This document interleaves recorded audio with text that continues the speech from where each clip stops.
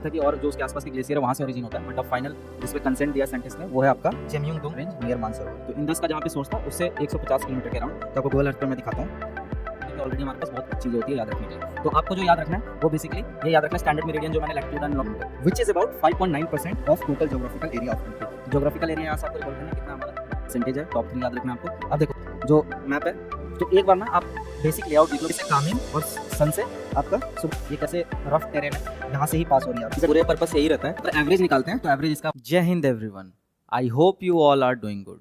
तो ये हमारा ड्रेनेज सिस्टम का तीसरा पार्ट है।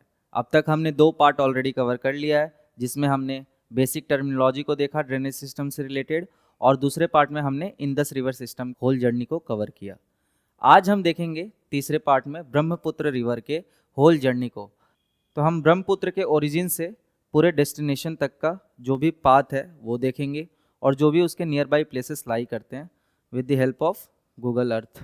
So let's start with the today's topic Brahmaputra.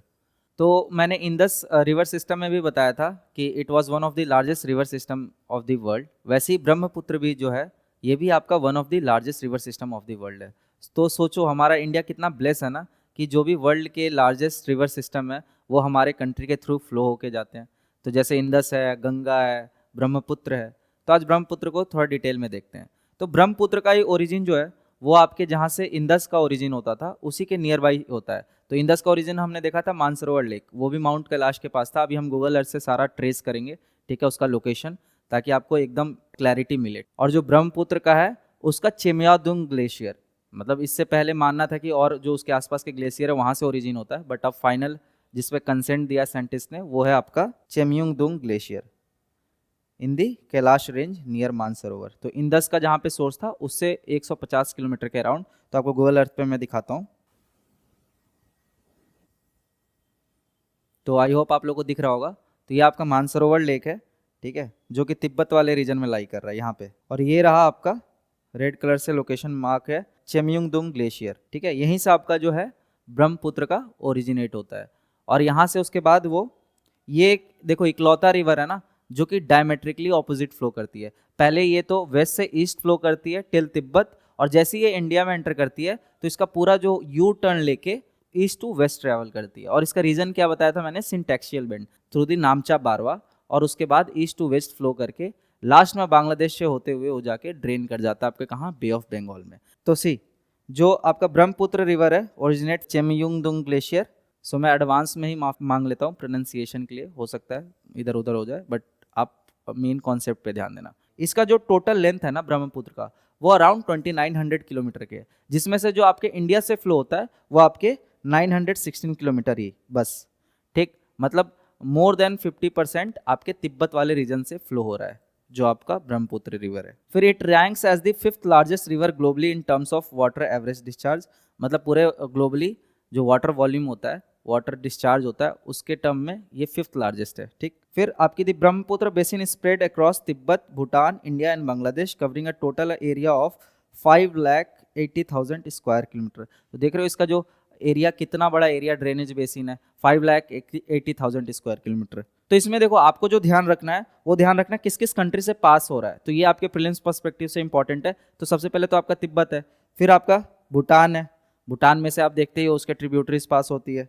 उसके बाद इंडिया, फिर बांग्लादेश, मतलब टोटल 4 कंट्रीज, राइट। उसके बाद इंडिया में किस किस स्टेट से पास हो रहा है ये भी आपको ध्यान में रखना है। तो सबसे पहले जो एंटर करता है तो अरुणाचल प्रदेश से करता है, उसके बाद आपका असम, फिर वेस्ट बंगाल में जाता है, और साइड से आपके मेघालय और नागालैंड साइड से आपके जो बाराक रिवर वगैरह आते हैं उधर से आके उसमें मर्ज होते हैं, तो ट्रिब्यूटरीज आती है उसकी।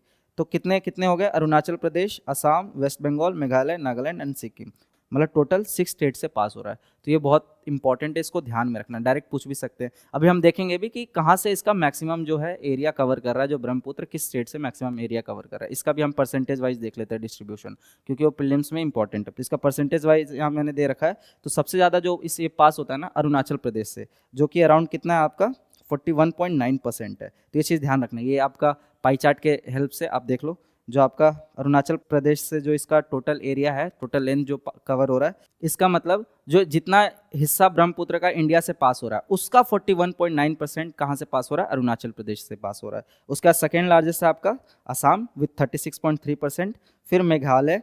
तो आप 3 याद रख सकते हो, सारा याद रखने का जरूरत नहीं है। एंड लास्ट में West Bengal have similar portion 6.1 and 6.3, तो लगभग इनका सेम है वेस्ट बंगाल और मेघालय का, और जिसमें आपका वेस्ट बंगाल का थोड़ा सा ज़्यादा है, 0.2% ज़्यादा है। तो आपका टॉप 3 याद रखना है। उसके बाद लास्ट का आप सबसे छोटा ये रख सकते हो सिक्किम, सिक्किम से सबसे कम है 3.8%। तो सबसे ज़्यादा अरुणाचल प्रदेश, सबसे कम सिक्किम। ये सारा इन्फॉर्मेशन आपको याद रखना है, इसलिए मैंने ये ग्राफ के थ्रू आपको दे दिया। बाकी जब PDF शेयर होगी तो आप वहाँ से दोबारा रिवाइज कर लेना। फिर देखो, it lies between 88 degree 11 minute east to 96 degree 57 minute east longitude, ठीक। और जो आपका लैटिट्यूडनल एक्सटेंट इसका है वो क्या है, 24 degree 44 minute north to 30 degree 3 minute north latitude.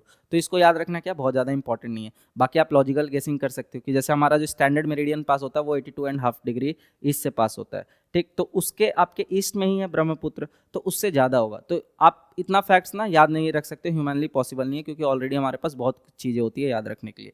तो आपको जो याद रखना है वो बेसिकली ये याद रखना है, स्टैंडर्ड मेरिडियन जो मैंने लैटिट्यूड एंड लॉन्गिट्यूड वाले चैप्टर में कराया था, ठीक। तो वहाँ पे मैंने जो भी इंपॉर्टेंट लैटिट्यूड और लॉन्गिट्यूड है वो करा दिया था आपको, तो वहाँ से जाके रिकॉल अगर वो आपको याद होगा तो ये भी आप मतलब लॉजिकल गेसिंग के थ्रू आप आंसर पे पहुँच जाओगे। उसके बाद आपको क्या ध्यान रखना है, the basin covers 1,94,413 square kilometre in India. तो आपने देखा इसका जो टोटल था ड्रेनेज बेसिन का एरिया वो 5,80,000 स्क्वायर किलोमीटर था, लेकिन जो सिर्फ इंडिया से पास हो रहा है वो आपका कितना है, 1,94,413 square kilometre, which is about 5.9% of total geographical area of country. तो जोग्राफिकल एरिया यहाँ से आपको रिकॉल करना है कितना, हमारा 3.28 मिलियन स्क्वायर किलोमीटर। तो उसका ये टोटल कितना है, 5.9%। तो ये सारे इंपॉर्टेंट इन्फॉर्मेशन है, इसलिए मैंने यहाँ मेंशन कर रखा है। और सोर्स आपका NCERT है, बाकी मैंने और भी वेरियस डेटा से, वेरियस गवर्नमेंट सोर्स से आपका ये सारा डेटा पिक किया है, तो आप रिलाई कर सकते हो इस पर। फिर इसका जो इंपॉर्टेंट है, it is bounded by the Himalayas in the north. तो जो जिसको मैप ध्यान में होगा ना तो वो आराम से कर लेगा। फिर आपका Patkai range of hills in the east. तो ये जब मैं आपको हिमालयाज कर रहा था तो पटकाई बूम वाला कहाँ था, आपके म्यांमार में, इंडिया म्यांमार में पूरा लाई करता पटकाई वाला। तो ईस्ट में मतलब जो ब्रह्मपुत्र के ईस्ट में आपका क्या है, पटकाई रेंज। फिर असम रेंज ऑब्वियसली बात है आपके साउथ में होगा। और फिर Himalayas and the ridge separating from the Ganga basin in the west. तो ये चीज़ आप ध्यान में रखना, हिमालयाज नॉर्थ, पटकाई आपका ईस्ट, आपका असम रेंज साउथ, और जो रिज सेपरेट कर रहा है गंगा बेसिन को वो वेस्ट। तो ये जो भी सराउंडेड है Brahmaputra east west north south से, तो ये यहाँ पे डेटा मेंशन कर रखा है, तो इंपॉर्टेंट है, आप ध्यान में रखना। ये मैंने आपको दिखाई दिया जो भी डिस्ट्रीब्यूशन है इंडिया के थ्रू, सबसे ज़्यादा कहाँ से बहता है, सबसे कम कहाँ से बह रहा है, कितना परसेंटेज है, टॉप 3 याद रखना है आपको। अब देखो जो मैप है, तो एक बार ना आप बेसिक लेआउट देख लो ब्रह्मपुत्र का कैसे है, कैसे बह रही है, ठीक है। वो माइंड में रहेगा ना आपको, तो चीज़ें समझने में आसान होगा। फिर मैं आपको गूगल अर्थ से उसका पाथ भी ट्रेस कराऊंगा। तो मैंने आपको बताया कहाँ से इसका ओरिजिन हो रहा है, चेम्युंगडुंग ग्लेशियर से। वहाँ से निकल के जो तिब्बत वाले रीजन में, मतलब जो चाइना वाले रीजन में, उसको क्या किस नाम से जाना जाता है, यार्लुंग सांगपो। मैंने बोला ना इंडिया सांगपो सूचर जो हमारा जो नाम है इसी से इंस्पायर्ड है, तो उस वाले रीजन में इसको यार्लुंग सांगपो से नाम से जाना जाता है। फिर ये एंटर करता है इंडिया में, तो इंडिया में जो अरुणाचल प्रदेश वाला एरिया वहाँ पे इसको सिहांग या फिर दिहांग नाम से जाना जाता है। उसके बाद कुछ इंटरेस्टिंग फैक्ट्स आपको मैं बताता हूँ ब्रह्मपुत्र से रिलेटेड, जो आपका इसका हिस्टोरिकल सिग्निफिकेंस भी बहुत है। तो जो हमारे हिंदू कालिका पुराण में इसका मेंशन है कि जो हमारे भगवान परशुराम जी थे वो यहाँ पे ब्रह्म कुंड में, जहाँ से ओरिजिन हो रहा ब्रह्मपुत्र का, वहाँ पे अपने पाप धोने के लिए उन्होंने होली बात लिया। स्नान करने के बाद उन्होंने रास्ता बना दिया उस ब्रह्म कुंड से, ताकि वो पानी नीचे आ सके और बाकी जो लाइफ फॉर्म है, जो लोग हैं, उनको बेनिफिट दे सके। इसीलिए उसको लाहुत्य नाम से जाना जाता है, रेड कलर का था। तो ये चीज आपका हमारे एंशिएंट इंस्क्रिप्शन में मेंशन है। तो ये सब चीजें हैं, आप हिस्टोरिकल सिग्निफिकेंस देख सकते हो। अब जो इसका कुछ इंटरेस्टिंग फैक्ट्स है वो मैं आपको बताता हूँ, ठीक है। तो जो पहले ओरिजिन इसका होता है ना, तो हमने देखा कि इसका जो टोटल डिस्टेंस है अराउंड 2900 किलोमीटर है, जिसमें से ये 1600 किलोमीटर के अराउंड तो आपके तिब्बत वाले रीजन में ही फ्लो करता है। तो जब तिब्बत वाले रीजन में फ्लो करता है तो मोस्टली वो पहाड़ी रीजन से फ्लो करता है, राइट। उसके बाद जब वो जैसे ही इंडिया में एंटर करता है तो एकदम से उसका जो स्लोप होता है एकदम से वो नीचे गिरता है, जैसे पहाड़ से ना, क्योंकि वो पहाड़ से डायरेक्ट जमीन वाले एरिया पे आ रहा है, तो थोड़े ही दूर में ना जो उसका स्लोप ग्रेडियंट होता है वो बहुत ज़्यादा हो जाता है। जैसे तो इसको आप इस एग्जांपल से समझ सकते हो कि जो 1600 किलोमीटर जो तिब्बत वाले एरिया को कवर कर रहा है, ठीक है, तो वहाँ पे उसका 1600 किलोमीटर में वो कितना मीटर नीचे गया है, अराउंड 2500 मीटर के। लेकिन उसके बाद जैसे इंडिया में एंटर करता है अरुणाचल प्रदेश के थ्रू, नामचा बारवा के थ्रू, जब वो नीचे आता है तो मात्र 250 किलोमीटर में ही वो 2500 मीटर एल्टीट्यूड नीचे आ जाता है। तो समझो जो उसका स्लोप ग्रेडियंट है वो अराउंड 150 मीटर से लेके 300 मीटर तक का के बीच में लाई करती है। जबकि वो ऊपर जब तिब्बत वाले रीजन में फ्लो कर रहा था तो उसका जो स्लोप ग्रेडियंट था वो 2 मीटर पर किलोमीटर था। और उसके बाद जैसे ही वो प्लेन वाले रीजन में आता है फिर तो आप समझ ही सकते हो कि उसका स्पीड स्लो होना है और फिर मियांडरिंग शुरू हो जाएगा, क्योंकि अब वो अपने मैच्योर स्टेज में पहुंच गया। तो असम वाले रीजन में जैसे ही वो प्लेन रीजन में एंटर करता है, जिसको हम नॉर्दर्न इंडियन प्लेन का भी पार्ट कंसिडर करते हैं, ये सब हमने ऑलरेडी कवर कर रखा है, तो वहाँ का इसका जो स्लोप ग्रेडियंट हो जाता है वो 0.2 मीटर पर किलोमीटर हो जाता है। राइट, ये आपको ध्यान में रखना है। अब इसके एक बार ट्रिब्यूटरीज को हम देख लेते हैं। ठीक, कुछ निमोनिक्स है उसके थ्रू जो इसके नॉर्थ से जो आके मिल रहे हैं ट्रिब्यूटरीज। हम ईस्ट वेस्ट इसलिए कंसिडर नहीं कर रहे क्योंकि पहले ये वेस्ट टू ईस्ट फ्लो कर रहा है और फिर ये ईस्ट टू वेस्ट फ्लो कर रहा है। तो इसमें ईस्ट वेस्ट अगर मैं बताऊंगा ना तो आपको कंफ्यूजन होगा। तो इससे बढ़िया आप नॉर्थ और साउथ ट्रिब्यूटरी याद रखो कि नॉर्दर्न साइड से कौन से आके मिल रहे हैं ब्रह्मपुत्र में और सदर्न साइड से कौन से आके मिल रहे हैं। तो नदर्न साइड का जो इंपॉर्टेंट ट्रिब्यूटरीज है उसका ट्रिक है आपका माकासन। तो माकासन से याद रख सकते हो मानस, के से कामिंग और सन से आपका सुभानश्री। ठीक, तो सुभानश्री जो है आपका लार्जेस्ट ट्रिब्यूटरी भी है, ये भी फैक्ट साथ के साथ याद रखना। उसके बाद यहाँ से जो आपके सदर्न साइड से आके ट्रिब्यूटरीज मिल रहे हैं उसके लिए जो ट्रिक है, दबंग लोहित ने दिस डाकू से सुभानश्री और धन्यश्री को बचाया। तो कैसे याद रखना है इसको, दबंग से मतलब दिबांग नदी, दबंग लोहित ने, दिबांग और लोहित, दिस डाकू से, तो दिस से आपका क्या हो गया दिसांग, फिर डाकू से मतलब जो दिक्कू है आपका रिवर का नाम दिक्कू, तो डाकू से दिक्कू याद रखना, के साथ फाइट करके धनाश्री एंड जमुना, तो ये दोनों आपकी क्या है ट्रिब्यूटरी है, धनाश्री एंड जमुना को बचाया। तो ये चीज आपको ध्यान में रखना। फिर से याद कर लो, ऊपर में क्या याद था माँ का सन, तो ट्रिक से याद हो गया निमोनिक से। माँ का सन में आपका क्या क्या हो गया मानस, कामेंग और सुभानश्री आपकी लार्जेस्ट ट्रिब्यूटरी भी है। उसके बाद नीचे में आपको क्या याद रखना है, दबंग लोहित मतलब दिबांग लोहित ने दिस डाकू से, ठीक है, दिसांग और डाकू मतलब दिक्कू से फाइट करके धनाश्री और जमुना को बचाया। तो धनाश्री आपकी और जमुना मोस्टली आपके बांग्लादेश वाले रीजन से फ्लो करती है, तो इसको याद रखना। फनी ट्रिक है, याद भी हो जाएगा। बाकी आप एक इंपॉर्टेंट याद रख सकते हो तीस्ता वाला, तो तीस्ता का ओरिजिन आपके नॉर्थ सिक्किम से होता है। ठीक, ये आपको दिख रहा होगा पाथ, और ये आपके आके ज्वाइन करती है ब्रह्मपुत्र को। ठीक, अब हम इसका ना पूरा पार्ट को देखते हैं गूगल अर्थ के थ्रू। तो देखो मैंने बताया ये आपका चेम्युंगडुंग ग्लेशियर है, यहाँ से आपका ओरिजिन हो रहा है ब्रह्मपुत्र का। अब देखते जाना जहाँ जहाँ पे है। ये मानसरोवर लेक है, मैं अपना ऑफ कर देता हूँ ताकि आपको अच्छे से विजिबिलिटी रहे। तो आप देखो, मेरी बस आवाज़ को फॉलो करना और ये इमेज को देखना। तो यहाँ आपका मानसरोवर लेक आपके चेम्युंगडुंग ग्लेशियर से अराउंड 150 किलोमीटर के, फिर यहाँ से निकल के ये ईस्टवर्ड मूव करती है। इसको हम 3D व्यू ले लेते हैं। तो ये 3D व्यू हो गया आपका। तो देख रहे हो ये कैसे रफ टेरेन है, यहाँ से ही पास हो रही है आपकी ब्रह्मपुत्र रिवर। तो ये अपने यूथफुल स्टेज में रहेगी, इसलिए यहाँ पे इसका जो स्पीड रहेगा बहुत तेज रहेगा। और नामचा बारवा के साइड ये क्या क्रिएट करती है, डीप गॉर्जेस क्रिएट करती है, डीप गॉर्जेस और आपके valleys, V shaped valleys create करती है। फिर आपका नामचा बारवा देखते हैं हम। तो देखो यहाँ चेम्युंगडुंग ग्लेशियर से निकली और फिर ये ऐसे रग टेरेन से पास होते हुए ये इधर से इंडिया में एंटर करेगी थ्रू दी अरुणाचल प्रदेश, मतलब नामचा बारवा से एंटर, यू टर्न, यहीं से शार्प यू टर्न लेती है। और इसका रीज़न क्या मैंने बताया, सिंटैक्शियल बैंड, जो कि किस लिए हुआ था, जब आपका इंडियन प्लेट यूरेशियन प्लेट से टकराया था तो आपका एक सिंटैक्शियल डिप्रेशन क्रिएट हुआ था, उसके वजह से ये आपका यू टर्न ले लेती है। फिर नामचा बारवा देख रहे हो, ये पूरा पहाड़ी वाला इलाका है जिसका हाइट आपका 7000 मीटर से भी ज़्यादा है। और जैसे ही यहाँ से एंटर करती है तो शार्प यू टर्न लेके, देखो ये रिवर का पाथ दिख रहा होगा आपको, राइट।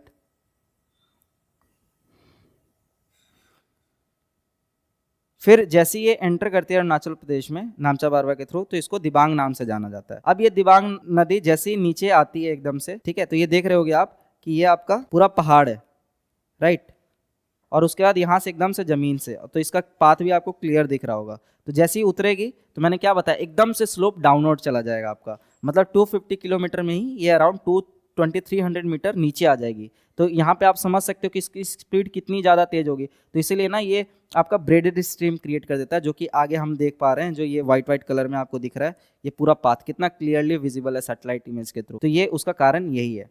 उसके बाद देखो दिबांग नदी जो है ये यहाँ से आती है, और जो आपकी लोहित रिवर है, तो लोहित रिवर आपको दिख रहा होगा ये चीज़, तो लोहित रिवर है, ये दोनों आपके सादिया टाउन है असम के, ये आपके सादिया टाउन में आके मिलती हैं और ये अपना विकराल रूप मतलब रियल ब्रह्मपुत्र वाला रूप धारण कर लेती हैं। जो कि जिसकी वाटर वॉल्यूम की इंटेंसिटी बहुत ज़्यादा होती है। और इधर आपको पाशी घाट दिख रहा है, तो पाशी घाट वाला लोकेशन भी याद रखना। तो इस वाले रीजन में ना आपके बेसिकली दोनों आके मिलती है। कौन कौन सी रिवर? लोहित, और ऊपर से आती है आपकी दिबांग रिवर मिलती है। किससे मिलती है? सियांग रिवर से। तो और ये तीनों मिलके क्या बन जाती है? अब ओरिजिनल ब्रह्मपुत्र आपकी बन जाती है। फिर ये यहाँ से आसाम वाले प्लेन से फ्लो करती है। तो यहाँ पे आपको एक नेशनल पार्क दिख रहा होगा, दिब्रू सैखोवा नेशनल पार्क, तो इसको भी ध्यान रखना है, ये आपके पाथ पे ही पड़ता है। उसके बाद फिर आप आगे जा रहे हो तो ये दिख रहा है आपको ब्रह्मपुत्र का पाथ, और ये ब्रेडेड स्ट्रीम आपको दिख रहा होगा। तो यही ब्रेडेड स्ट्रीम में ना जो हमने आइलैंड में पढ़ा था, रिवराइन आइलैंड, मतलब वर्ल्ड का लार्जेस्ट रिवराइन आइलैंड आपका कौन फॉर्म होता है? मजौली। तो मजौली में यहाँ पे आपका बायोडाइवर्सिटी भी बहुत ज़्यादा रिच है यहाँ पे। तो इसकी इमेजेस मैं दिखाऊंगा आगे अभी आपको स्लाइड्स में, तो आपको आइडिया लग जाएगा। तो बहुत ज़्यादा यहाँ पे बहुत तरीके के स्पीसीज पाए जाते हैं। फिर मजौली आइलैंड से पास होने के बाद ये कहाँ जाती है? Kaziranga national park. तो आपको काजीरंगा नेशनल पार्क पता ही, आपको यूनेस्को वर्ल्ड हेरिटेज साइट का ही पार्ट है, और यहाँ पे आप वन हॉर्न राइनोसेरस को भी पाते हो। तो ये सारी इंपॉर्टेंट लोकेशन है, इसलिए मैंने आपको मार्क करके रखा है।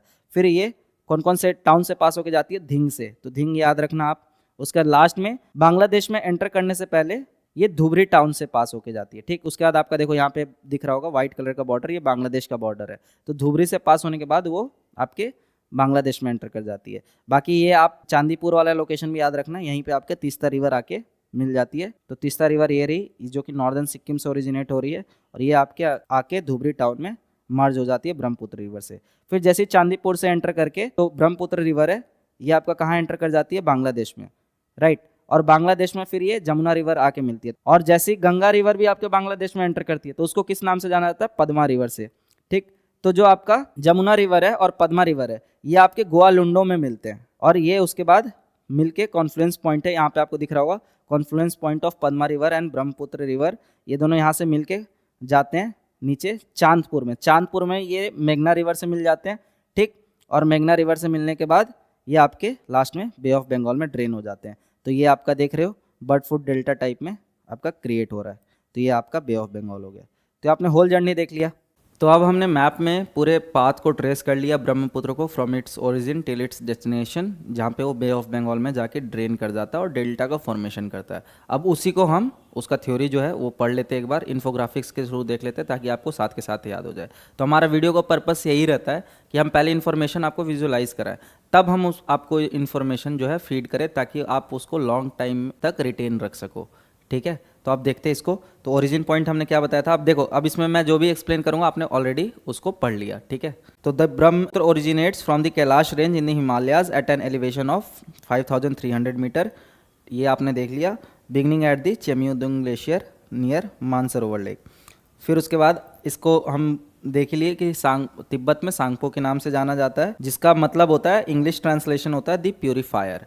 उसके बाद आपका जो मेजर ट्रिब्यूटरी है वो है रैंगो सांगपो, जो कि आपके राइट बैंक ट्रिब्यूटरी है, तिब्बत में आके ज्वाइन करती है। तो एक चीज़ आपको ध्यान रखना है कि यहाँ पे जो राइट बैंक ट्रिब्यूटरी का बात कर रहा है ना, ये आपके तिब्बत वाले रीजन से जो ब्रह्मपुत्र फ्लो कर रहा है उसका राइट बैंक ट्रिब्यूटरी। जब आपका वही सेम चीज़ अगर आप जो इंडिया से पास हो रहा है ब्रह्मपुत्र, जितना इंडिया वाले रीजन से जितने में पास हो रहा है ब्रह्मपुत्र, उसका राइट बैंक ट्रिब्यूटरी जो होगा वो चेंज हो जाएगा। ये चीज़ आपको ध्यान में रखना है। फिर मैंने बताया था कि नामचा बारवा से एकदम से स्लोप डाउन होता है, मतलब एकदम से इसकी एलिवेशन कम हो जाती है, तो वहाँ पे वो डीप गॉर्जेस फॉर्म करता है एट नामचा बारवा, जो इसका हाइट है लगभग आपका 7755 मीटर के अराउंड। फिर अब देख लो, अपने तिब्बत वाला रीजन देख लिया, अब इंडिया में एंट्री करता है तो वाला रीजन। तो सबसे पहले आपका तिब्बत से होके पहले अरुणाचल प्रदेश में एंटर करता है। मैंने कौन सा टाउन आपको दिखाया था, गूगल अर्थ पे दिखा दिया, सादिया टाउन। तो सादिया टाउन में आपका लोहित इधर से आके मिलता है, उधर से दिबांग आके मिलता है, और आपका जो ब्रह्मपुत्र है उसको हम सियांग के नाम से जान रहे हैं अरुणाचल प्रदेश वाले रीजन में। फिर सादिया टाउन जो असम में है, वहाँ पे आके तीनों मिलके और रियल ब्रह्मपुत्र का रूप ले ले रहे हैं, ठीक। उसके बाद वो नीचे आते हैं, फ्लो करते हैं, और आपका ब्रेडेड स्ट्रीम क्रिएट करते हैं, कहाँ पे? मजौली आइलैंड के पास। फिर उससे वो आगे बढ़ते हैं, तो आपने जो भी टाउन देखा, धुबरी टाउन देखा, ये सारे टाउन आपको ध्यान में रखना है। असम में आपका after receiving the Dibang and Lohit tributaries become known as Brahmaputra. फिर बांग्लादेश में एंटर करता है, तो बांग्लादेश में joined by Teesta on the right bank. Teesta मैंने बताया आपको नॉर्थ सिक्किम से ओरिजिनेट हो रहा है, वहाँ पे उसको जमुना के नाम से जाना जा रहा है। मतलब जो ब्रह्मपुत्र जैसे ही बांग्लादेश में एंटर कर रहा है तो उसको जमुना के नाम से जाना जा रहा है। क्यों? क्योंकि उसमें जमुना वाली जो उसकी ट्रिब्यूटरीज है वो आके मिल रही है। फिर लास्ट में आपका मर्जेस विथ पद्मा। पद्मा आपका जो गंगा है वही जब बांग्लादेश में एंटर करती है तो उसको पद्मा के नाम से जाना जाता है, तो उससे ब्रह्मपुत्र जो है मर्ज कर रहा है। तो वो भी मैंने आपको लोकेशन दिखाया था, कॉन्फ्लुएंस पॉइंट, और उसके बाद इधर आके मेघना से मिल रही है। मेघना से कहाँ मिल रही थी? चांदपुर में मिल रही थी। तो ये सारे लोकेशन जो भी मैंने आपको गूगल अर्थ पे दिखाया था ये सब आपको ध्यान में रखना है। और लास्ट में कहाँ एम्प्टी हो जाती है? बे ऑफ बंगाल में। तो ये चीज़ आप ध्यान में रखना। अब जो वैली का है, पूरे ब्रह्मपुत्र वैली का डायमेंशन आप एक बार देख लो। जो इसका वैली का विड्थ है वो 80 किलोमीटर है। फैक्ट्स याद नहीं रखना है, बस एक जनरल इन्फॉर्मेशन के लिए आपको ध्यान में रखना है ताकि आप अच्छे से विजुलाइज कर पाओ। फिर आपका इसका जो एवरेज विड्थ है, मतलब जो रिवर का विड्थ है वो आपका 5.46 किलोमीटर है। उसके बाद 750 किलोमीटर, जो मतलब जितने रीजन असम से फ्लो करती है, तो असम वाले रीजन में 750 किलोमीटर के अराउंड वो फ्लो करती है असम वैली से। इसका जो लेंथ है असम वैली में। फिर इसका जो कैचमेंट एरिया डिस्ट्रीब्यूशन है वो कैसे कैसे आपका तिब्बत में सबसे ज़्यादा है, हमने देखा ही 1600 किलोमीटर के अराउंड। फिर आपका इंडिया एंड भूटान में है, तो जो आपके ये वाला जो ब्लू है ये आपका इंडिया एंड भूटान वाला रीजन है। और फिर सबसे कम है जो है वो है बांग्लादेश, ये वाला। तो the total basin area of Brahmaputra river spans, ये तो हमने देख लिया था, 5,80,000 square kilometre, distributed across the main regions. Tibet 2,93,000 square kilometre. India and Bhutan में कितना हो रहा है? 2,40,000 स्क्वायर किलोमीटर। और बांग्लादेश में कितना हो रहा है? 47,000 स्क्वायर किलोमीटर।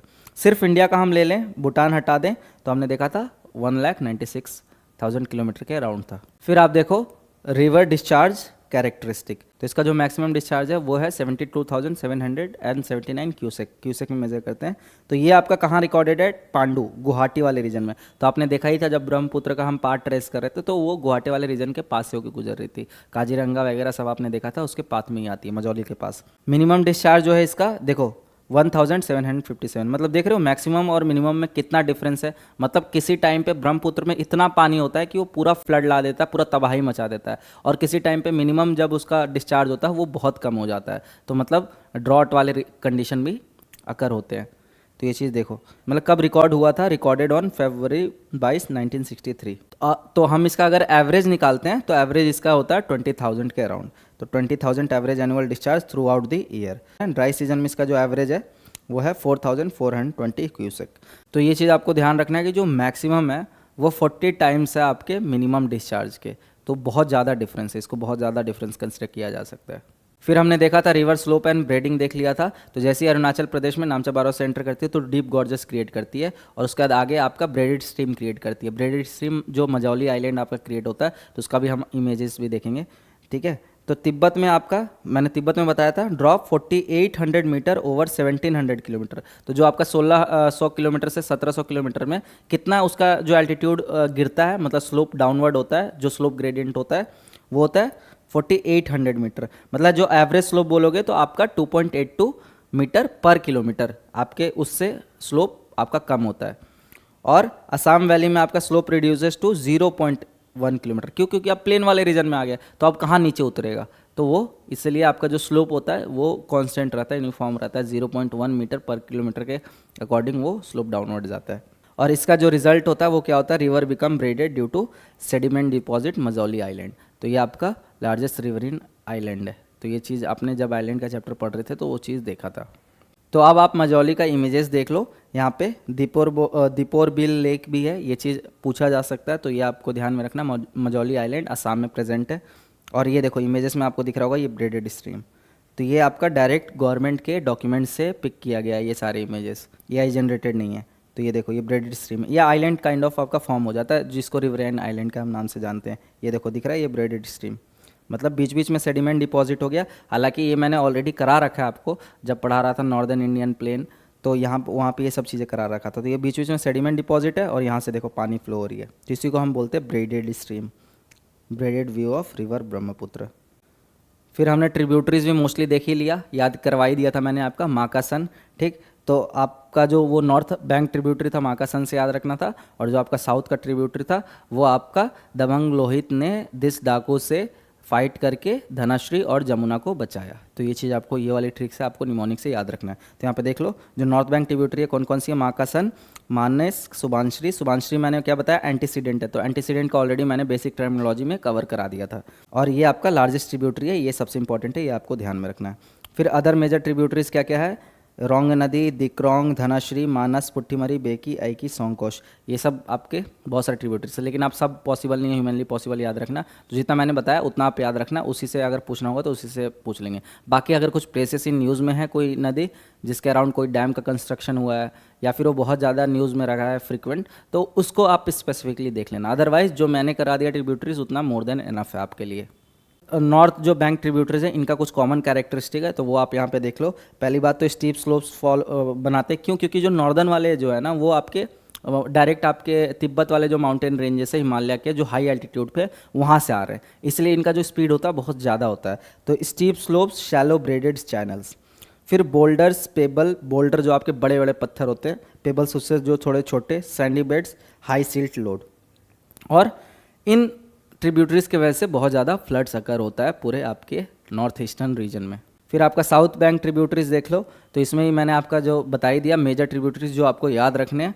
बाकी आप ये सब देख सकते हो, नोहदिंग, बुर्दिंग, देसांग, दिखाऊ, धनश्री, कोपिल, कुल्ची, कृष्णाई, जिंजराम, लोहित। बाकी सब याद रखना आपको नीड नहीं है। अगर कोई स्पेसिफिक प्लेस इन न्यूज़ में है तो आप अलग से देख लेना, बाकी जितना मैंने करा दिया उतना मोर देन इनफ है।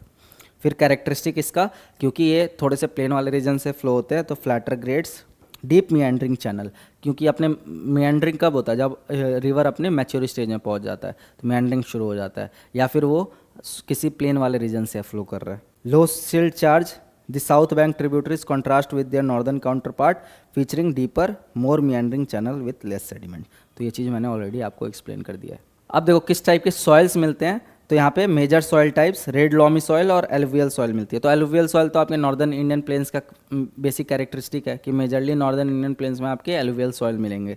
उसके बाद अदर जो सॉइल टाइप्स है वो आपका sandy, loamy, clayey, laterite soil. तो लॉमी मैंने आपको बता ही दिया है, ये सारा सॉइल्स मैंने करा दिया जब पीवाई की सीरीज़ में सॉइल करा रहा था। बाकी अलग से भी उसकी वीडियो लाएंगे हम, तो उसमें आपका कवर हो जाएगा। ये यहाँ पे मैं सॉइल के डिटेल में नहीं जा रहा, तो बस आप बेसिक ध्यान रख लो कि किस किस टाइप के सॉइल मिलते हैं। ये कॉमन लॉजिक से भी आप कर सकते हो। फिर यहाँ पे एग्रीकल्चर पोटेंशियल बहुत ज़्यादा है, क्योंकि भाई कोई भी रिवर है तो रिवर जहाँ से फ्लो होगी वहाँ पे एग्रीकल्चर पोटेंशियल ऑटोमेटिक बढ़ जाती है because of fertility of soil. तो the Brahmaputra basin contains 12.15 million hectares of culturable area. तो ये सब आप डेफिनेशन ध्यान रखना, कल्चरेबल एरिया ये सब आपके एनसीईआरटी में मेंशन है। Which represent 6.2% of total culturable area. मतलब इंडिया का जो टोटल कल्चरेबल एरिया है उसका 6.2% कौन कंसिस्ट करता है, जो ब्रह्मपुत्र रिवर में जो भी एरिया लाई करती है culturable area. Then the fertile alluvial soils deposited by the river and distributed make this region agriculturally productive. ठीक है, ये सब पता देख लिया हमने। बाकी देखो क्लाइमेट एंड रेनफॉल पैटर्न्स, इसको ध्यान से देखना, इससे डायरेक्ट स्टेटमेंट बेस्ड क्वेश्चन पूछ लेते हैं। तो the entire catchment area receive an average of 250 centimetre of rainfall annually. मतलब ठीक ठाक नॉर्दर्न ईस्टर्न रीजन में आपका होता है। फिर जो मानसून कंट्रीब्यूशन है, तो जो 85% ऑफ रेनफॉल वहाँ पे होता है वो मई से सितंबर के बीच में होता है। तो ये स्टेटमेंट में पूछ भी सकते हैं सितंबर से आपके अप्रैल के बीच में हो रहा है तो वो गलत हो जाएगा। तो आपको ये चीज़ ध्यान में रखना है, मई से सितंबर के बीच में आपका जो मैक्सिमम रेनफॉल होता है 85% ऑफ रेनफॉल जो भी नॉर्थ ईस्टर्न रीजन में हो रहा है वो आपके इसी पीरियड के दौरान होता है। फिर यहाँ पे जो सबसे ज़्यादा मेजर इशू है वो आपका फ्लडिंग इशू है। तो आए दिन आप देखते होगे हर साल जो असम वाले रीजन में पूरा ब्रह्मपुत्र से फ्लड आ जाता है, तबाही मतलब लार्ज स्केल पे डिवास्टेशन होता है, लोग वहाँ से बोलते हैं ना डिस्प्लेस होने के लिए मजबूर हो जाते हैं। तो the Brahmaputra basin flooding issue begin in the pre monsoon period with heavy thunderstorm in April और मई। This storm saturate the soil creating condition that exacerbate flooding when the main monsoon arrives। तो आपको यहाँ पे ध्यान रखना है प्री मानसून फेज और अर्ली मानसून इम्पैक्ट, ये बहुत कॉमन है, आप देख सकते हो। फिर आपका severe flood devastation, the most severe flooding in the Brahmaputra basin occurs when the flood of the main river coincide with flooding from its numerous tributaries. तो ऑब्वियसली बात है जब आपकी रिवर की जो वॉल्यूम है वो बढ़ती है, कब बढ़ती है, जब उसमें ट्रिब्यूटरीज आके मिलती हैं, ट्रिब्यूटरीज का वाटर उसमें मतलब ऐड होता है तो उसकी इंटेंसिटी और बढ़ जाती है। और ये ज़्यादातर आपके रेनी सीजन में, मतलब रेनी सीजन प्री मानसून बोल सकते हो आप, जहाँ पे आपका सबसे ज़्यादा रेनफॉल होता है उस टाइम पे जो रिवर्स का वॉल्यूम बढ़ जाता है, उसका डिस्चार्ज बढ़ जाता है। हमने देखा भी मैक्सिमम डिस्चार्ज, मिनिमम डिस्चार्ज, तो वो सब चीज़ें आपको ध्यान में रखनी है। तो ये सारे फ्लड्स जो है रीजन में बहुत तबाही लाते हैं और लोगों के जीवन में बहुत सारी कठिनाइयाँ को जन्म दे देते हैं। तो इसके लिए सरकार कुछ स्टेप्स लेती है क्या, तो हाँ ले रही है, अभी सरकार कुछ स्टेप्स ले रही है ताकि वो फ्लडिंग का इम्पैक्ट है वो ह्यूमन तक ना पहुँचे। तो इसके लिए देखो जो गवर्नमेंट बना रही है embankments with slope protection using geo bag, तो एक बहुत अच्छा मतलब टेक्निक है। आप इसको मेंस के आंसर में ही मेंशन कर सकते हो, जब भी फ्लडिंग इशू रिलेटेड क्वेश्चन आए तो सॉल्यूशन पार्ट में आप ये लिख सकते हो। देखो कितना सही से जो जियो बैग्स है, जियो बैग से क्या कर रहे हैं हम, प्रोटेक्ट कर रहे हैं अपने शोर लाइन को। तो ये जब अब यहाँ पे जियो बैग्स डाल दिया है ना, तो यहाँ से अगर पानी आता भी है तो ये सब ऑब्स्ट्रक्शन क्रिएट करेंगे, तो फ्लड्स जो है सिटी में एंटर नहीं कर पाएगा। जहाँ पे लोग जो आपका ह्यूमन हैबिटेशन जो है, जहाँ पे आपके ह्यूमंस रह रहे हैं, इनहैबिटेड एरिया है, वहाँ पे आपका फ्लड एंटर नहीं कर पाएगा। वैसे ही आपका ये बोल्डर रिवेंटमेंट भी है, जैसे ये जियो बैग्स यूज़ किया वैसे ही ये बोल्डर्स यूज़ कर दिया है थोड़ा सा हाइट पे करके। तो अगर इसका पानी बढ़ भी जाता है तो ये आपका ऊपर एंटर नहीं कर पाएगा जहाँ पे ह्यूमंस रह रहे हैं।